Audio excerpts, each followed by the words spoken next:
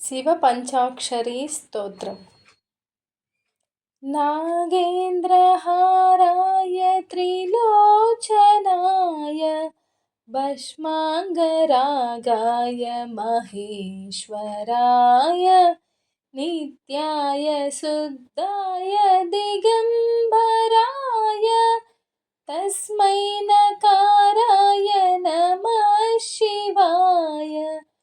नमः शिवाय नमः शिवाय गंगाधर हर नमः शिवाय।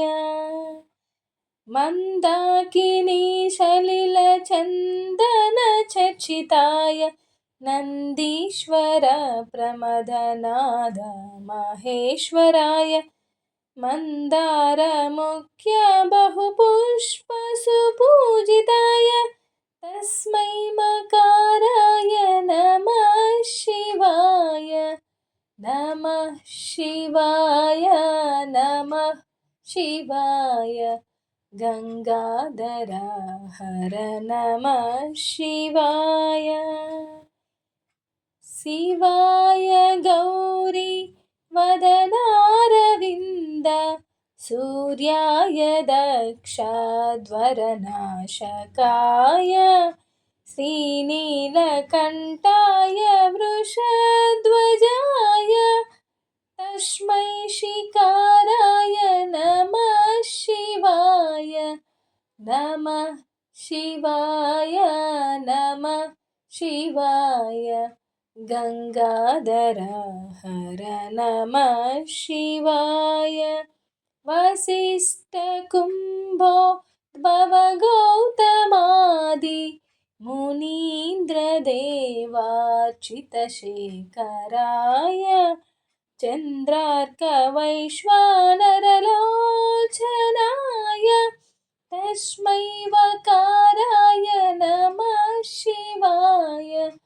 नमः शिवाय नमः शिवाय गंगाधर हर नमः शिवाय।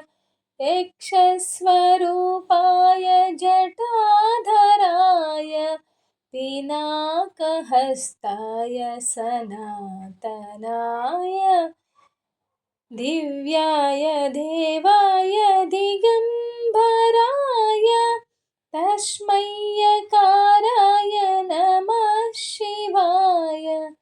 नमः शिवाय नमः शिवाय गंगाधर हर नमः शिवाय। शिवपञ्चाक्षरमिदं पुण्यं यः पठेत् शिवसन्निधौ शिवलोकमवाप्नोति शिवेन सह मोदते।